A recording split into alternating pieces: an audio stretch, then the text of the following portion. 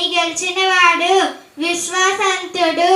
యాకోబును పేరునకు అద్దం మడిమను పట్టుకున్నవాడు లేదా మోసగాడు. కష్టాలను ఎదుర్కొని స్వభావం గలవాడు. దేవుడు యాకోబులో లోపాలు ఉన్నప్పటికీ అతన్ని ఉపయోగించుకున్నాడు.